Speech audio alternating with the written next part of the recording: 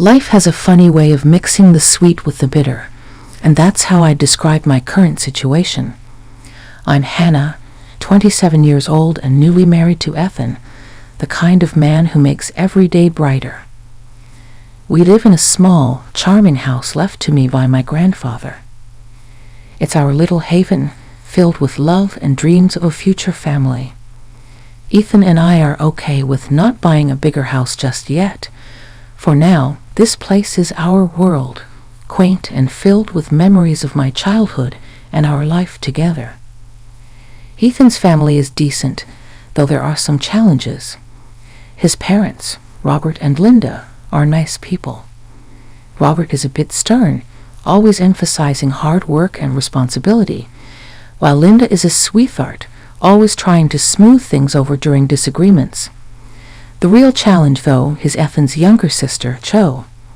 She's 24, doesn't work, and spends her days hanging out with friends, living at her own pace. Family dinners are often interesting. One Sunday, Robert was in his usual form, lecturing Cho about getting a job. "You're 24. It's high time you started thinking about your future," he said sternly. Cho scoffed. "Oh, come on, Dad. I'm doing just fine. Why rush life?" Linda, ever the mediator, jumped in to defend her. "Robert, leave her be. She's still figuring things out." Robert's disapproval was palpable, but he let the topic drop. This was a recurring theme. Robert trying to push Cho towards independence, and Linda cushioning her fall every time. It's a tightrope walk in their household. Cho's relationship with work, or lack thereof, wasn't just a dinner table topic, it was a family concern. Ethan and I try to stay out of it. We've got our own plans and future to build, but sometimes family issues have a way of spilling over, don't they? After that Sunday dinner, things started to change. Slowly at first, then all at once, Cho began dropping by our house more frequently. Initially, it was just an odd visit here and there, but soon it became a regular occurrence. Almost every other day she'd show up, sometimes even when Ethan and I weren't home. One afternoon, I was baking when I heard the front door open. In walked Cho as if she owned the place. "Hey, Hannah," she greeted cheerfully, walking into the kitchen. "Smells good in here. What are you making?" I forced a smile. "Just some banana bread. For dessert tonight." Cho didn't get the hint. She plopped down at the kitchen table. "Cool. I'll stick around for a bit, if that's okay." It wasn't okay, but what was I supposed to say? "Sure, Cho. Make yourself at home." The visits became more intrusive. Cho would help herself to food in the fridge, lounge on the sofa for hours, and sometimes even borrow my clothes without asking. I tried to brush it off, telling myself she was just being friendly in her own way, but one day I reached my limit. I walked into the living room to find Cho sprawled on the couch, flipping through one of our wedding albums. "Cho," I said, struggling to hide my irritation. "That's private. Can't you ask before going through our things?" She looked up, seemingly unfazed. "Oh, relax, Hannah. We're practically sisters. What's mine is yours, and what's yours is mine, right?" I sighed, trying to keep my composure. "That's not really how it works, Cho. There should be some boundaries, She just shrugged and went back to the album. I felt a wave of frustration but swallowed it down. There was no use arguing. Ethan noticed the tension too. One evening, after Cho had left, he found me sitting on the couch, lost in thought. "What's up, Em?" he asked, sitting down beside me. I looked at him, the words spilling out. "It's Cho. She's here all the time, going through our stuff. It's like we don't have any privacy anymore." Ethan frowned. "I know. I've noticed. Okay, I'll talk to her." He promised he would address it, saying she probably didn't realize she was overstepping. I nodded, but a part of me doubted that talking would help. Cho had a way of brushing off criticism, laughing it off like it was nothing. True to his word, Ethan spoke to her a few days later. I wasn't there for the conversation, but he told me afterward. He said he was gentle but firm, explaining that while she was always welcome, she needed to respect our space and privacy. He assured me she took it well, said she didn't realize she was being a bother, and promised to back off. I wanted to believe him, but a part of me was skeptical. As it turned out, my doubts were warranted. The visits continued, and with them, the tension grew. It felt like walking on eggshells in my own home, never knowing when Cho would pop up next. The situation escalated quicker than I expected. One Tuesday afternoon, I had the house to myself. I was upstairs tidying up the guest room when I heard a noise from our bedroom. At first, I thought Ethan had come home early, but a peek down the hall confirmed my worst fear. It was Cho. There she was, rummaging through my dresser. My heart pounded with a mix of anger and disbelief as I watched her casually pull out my clothes, examining them as if she were shopping. "Cho, what the heck are you doing?" I asked, my voice echoing louder than I intended. She jumped, clearly not expecting to get caught. "Oh, Hannah, it's just you. I was looking for something to wear tonight. You won't mind, right?" "Of course I minded, Cho. This is not okay. You can't just go through my things like this. It's invasive and disrespectful." She rolled her eyes, which infuriated me even more. "Calm down, Hannah. It's not a big deal. I just wanted to borrow a dress." I felt my patience snap. "It is a big deal, Cho. This is my home, my privacy. You can't just barge in and take whatever you like." Her attitude was dismissive, almost mocking. "Please, Hannah, you're acting like I'm a thief or something. I'm just borrowing." I was about to respond when my phone rang. It was Ethan. Taking a deep breath to calm my nerves, I answered, trying to sound normal. "Hey, Ethan, what's up?" "Hey, Em, just checking in. How's your day going?" I glanced at Cho, who stood there with a defiant look. "Not great, actually. We need to talk when you get home." After hanging up, I turned back to Cho. "You need to leave now, and don't take anything with you." She huffed, dropping the dress back into the drawer. "Fine, whatever. You're making a big deal out of nothing." As she stomped out of the room, I felt a mix of relief and frustration. This was more than just borrowing a dress. It was a total disregard for boundaries, and I knew it couldn't go on. That evening, when Ethan came home, we had a long talk. I told him everything, not just about that day, but how Cho's behavior had affected me for weeks. Ethan looked troubled. "I'm sorry, Em," Ethan said, his expression serious. I thought talking to her would help, but I didn't realize how bad it was. "We need to do something. It's not just about the clothes or the food, it's about respect and privacy. She's crossing the line, and it's not fair to us." Ethan nodded, and I could see he was determined. "I'll talk to her again and make it clear that she can't do this. If she doesn't listen, we'll have to limit her visits." Despite Ethan's efforts to set things straight with Cho, our problems only worsened. It started with small things, a missing pair of earrings, a scarf I couldn't find. At first, I thought I was being forgetful, but then the evidence became too obvious to ignore. One evening, I saw a new post from Cho on social media. There she was, grinning at the camera, wearing my missing scarf. My heart sank. It wasn't just forgetfulness. She was taking my things. "Ethan, come look at this," I called out, holding up my phone. When he walked into the room and saw the screen, he asked, "Isn't that your scarf?" "Yes, it is," I said. the bitter taste of betrayal in my mouth. She took it. "Ethan, she's been taking my things." Ethan's face hardened. "I'll talk to her. This is crossing the line." The next day, Ethan confronted Cho. I wasn't there, but he told me later. He showed her the photo and asked about the scarf. Cho's response was as infuriating as it was predictable. "Oh, that scarf?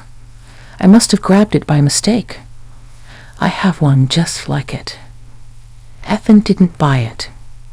"Cho, it's not just the scarf. Hannah's noticed other things missing too. This needs to stop."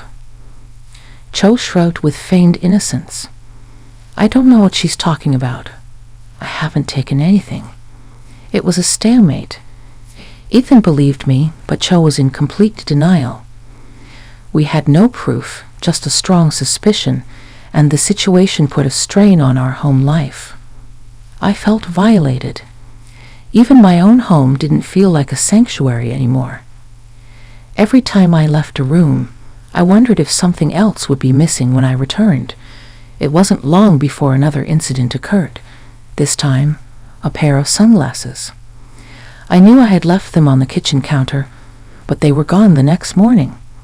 As if on cue, Cho showed up later that day wearing a pair identical to mine. "Nice sunglasses," I commented, unable to keep the edge out of my voice. Cho looked at me with a smirk. "Thanks. Got them a while back. Pretty cool, right?" I didn't respond. It was clear she wasn't going to admit to anything. Ethan was as frustrated as I was. "I don't know what else we can do, Em. If she won't admit it, how can we stop her?" I didn't have an answer. We were stuck in this cycle of theft and denial, and it was wearing me down. I started hiding my valuables and locking doors I never used to lock. It felt ridiculous, but I didn't know what else to do. The thefts were bad enough, but what happened one Friday night took everything to a whole new level. Ethan and I were curled up on the couch watching a movie, trying to forget our troubles for a while. It was late, maybe around 11 o'clock p.m., when we heard a commotion outside. Loud voices, laughter, the sound of a car door slamming. My heart sank as I peered out the window. There in our driveway was Cho, looking tipsy with a group of her friends. They stumbled toward the door, and before we could react, they barged in. Cho was leading the pack, a drunken grin on her face. Surprise! She slurred as her friends filed in behind her, loud and unruly. Ethan stood up, his expression a mix of anger and disbelief. "Cho, what the hell?" "It's almost midnight." Cho just giggled, swaying slightly. "Chill, bro. We just wanted to hang out, have some fun." Her friends were already making themselves at home. One headed to the fridge, another cranked up the music on their phone. I felt a surge of frustration. This is not okay.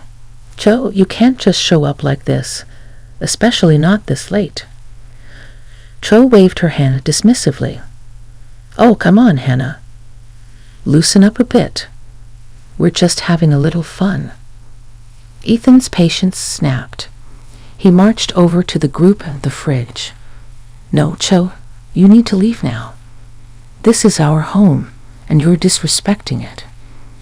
One of Cho's friends, a tall guy with a loud laugh, piped up. "Hey man, no need to be a buzzkill. We're just partying a bit." Ethan was seething. "I don't care. Get out, or I'm calling the police." The atmosphere shifted from rowdy to tense. Cho looked at Ethan, her expression sobering a bit. "You wouldn't call the cops on your own sister, would you?" Ethan didn't waver. "Try me. This is the last straw." There was a moment of standoff. Then Cho sighed dramatically. "Fine, we're leaving. You're such a killjoy, Ethan." As they filed out, the relief was palpable. Ethan locked the door behind them and turned to me, his face a mixture of anger and worry. "I'm sorry, Em. I had no idea she would do something like this. I just nodded, feeling emotionally drained. It's not your fault, Ethan. But this can't go on. She's out of control. The incident was a wake-up call. We knew we couldn't let Cho's behavior slide anymore. But before we could figure out what to do next, something unexpected happened. My dad, a police officer, decided to visit us for a few days. He had always been my rock, and I was grateful for his presence, especially now. He arrived on a Thursday, his old duffel bag in hand and a reassuring smile on his face. "Hey, pumpkin," he greeted me, giving me a firm hug. Thought I'd drop by and spend some time with my favorite daughter. I smiled, feeling a sense of relief wash over me. "I'm your only daughter, Dad, but I'm glad you're here." The only unpleasant moment was when Cho showed up asking to use the toilet. After a moment's thought, I let her in, not wanting to make a scene in front of Dad. He was a man of few words, but his presence alone made me feel safer. That evening, we had a quiet dinner, and I could tell Ethan felt more at ease too. The next morning, things took a turn. Dad usually kept his wallet and a few personal items in a small pouch he carried, but when he went to grab his wallet, his brow furrowed in confusion. "That's odd," he muttered, searching through his pouch. I could have sworn I had my card in here. Ethan and I exchanged a look. "What's wrong, Dad?" I asked, a sinking feeling in my stomach. "My bank card. It's missing," he said, sounding more puzzled and worried. We immediately called the bank and blocked the card. Just then, my phone rang. It was Cho, her voice loud and slurred with music and chatter in the background. "Hannah, why the hell did you block the card? I can't withdraw any money." My heart stopped. "What are you talking about, Cho?" "The card, Hannah. The one I took from your room. I was using it to buy drinks, and now it's blocked." I felt a mix of anger and shock. So that wasn't my card. It was my dad's. He's a police officer, for God's sake. There was a pause, then a nervous laugh from Cho. "You're joking, right? That's not funny." I turned to my father, who was now listening intently. He took the phone from me. "Cho, this is Officer Williams. You need to return my card immediately, or there will be consequences." There was a moment of silence, then the line went dead. Dad looked at us, his expression grave. "I'll have to report this. It's a serious matter." Ethan put his hand on my shoulder. "I'm so sorry, Dad. We had no idea she would do something like this." Dad just nodded, his face stern. "I'll handle it from here. Don't worry." The reality of the situation hit me hard. Cho had stolen a police officer's card. This was no longer just a family issue. It was a legal one. I felt a mix of emotions: anger, disbelief, and worry. What would happen to Cho now? This was a mess she had created, and now we were all caught in it. "I never thought I'd be filing a report against my own daughter-in-law's sister," he said, shaking his head, "but we need to follow procedure." Ethan and I sat in the living room, feeling a mix of anxiety and disbelief. It wasn't long before we heard a knock on the door. It was 2 police officers, Dad's colleagues, who had come to take a statement. As they were wrapping up, another call came in. It was Linda, Ethan's mom, her voice frantic. "Hannah, what's this I hear about Cho and a stolen card? Tell me it's not true." Ethan took the phone, his voice strained. "Mom, it's true. Cho took Dad's bank card and used it. The police are involved now." Linda sounded on the verge of tears. "But she's family. Can't you just let it go?" Ethan replied firmly, "Mom, it's out of our hands. There's a police officer. This is serious." The situation reached its peak later that evening at the police station. Ethan, Linda, Robert's dad, and I were all there. Cho was in one of the interview rooms, looking small and scared. Robert was the first to break the silence. I can't believe she would do something like this. We've tried to raise her right. Linda was defensive. She's just a child. She didn't mean any harm. Dad spoke up, his tone even but firm. Stealing is serious, especially from a law enforcement officer. It's not just a family matter anymore. We were waiting when Cho came out, accompanied by an officer. Her usual bravado was gone. She looked at us, her eyes welling up with tears. "I'm sorry," she whispered. "I didn't think it would be a big deal." Dad stepped forward. "Cho, you need to understand the gravity of what you've done. This isn't just a simple mistake."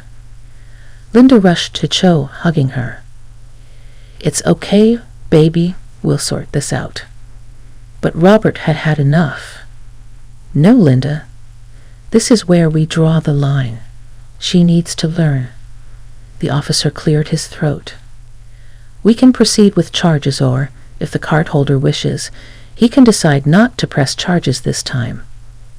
Dad looked at me and Ethan, then at Cho. "I won't press charges, but this is your last chance, Cho. Any more trouble, and it's out of my hands." Cho nodded, sniffling. "I promise, no more trouble." The incident with the stolen card wasn't just a passing storm in our lives. It left lasting changes in its wake. After Dad discovered the amount Cho had spent with his card, Robert, Ethan's father, had no choice but to cover the expenses. It was a hefty sum, and the tension it caused within the family was palpable. We gathered at Robert and Linda's house for what was supposed to be a regular family dinner, but the atmosphere was anything but normal. Robert sat at the head of the table, his expression stern and resolute.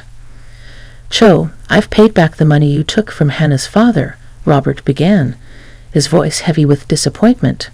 "But I want you to understand this doesn't end here. You need to find a job and pay me back every penny." Cho, who had been quiet until then, suddenly erupted. "Pay you back? That's ridiculous. I can't believe you're doing this to me." Robert was unyielding. "It's time you learn to take responsibility for your actions. I'm not giving you any more money." The declaration seemed to push Cho over the edge. She stood up, knocking her chair back. "Fine, if that's how you want it. I'm leaving. I don't need any of you." The room fell silent as Cho stormed out. Linda, tears streaming down her face, stood up to follow her daughter. "How could you rob her? She's our daughter." Robert's response was firm yet tinged with sadness. "She needs to learn, Linda. We can't keep shielding her from the consequences of her actions." With a final sob, Linda left the room, leaving a heavy silence behind. In the months that followed, the family dynamic shifted dramatically. Linda and Cho moved out, renting a small apartment. Robert, though heartbroken, stood by his decision, believing it was for the best. Ethan and I watched from the sidelines, hoping that Cho would come to her senses.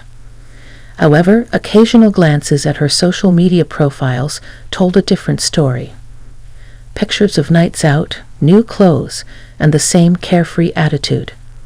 It seemed Cho hadn't learned much from the ordeal. As for Ethan and me, the whole experience brought us closer. We learned the importance of setting boundaries and the value of standing up for what's right, even when it's tough. Our home became our sanctuary once again, a place of peace and respect. Looking back, I realized that every family faces its trials. Ours was a difficult one, filled with tough love and hard decisions. But through it all, we learned valuable lessons about responsibility, respect, and the sometimes painful process of growing up.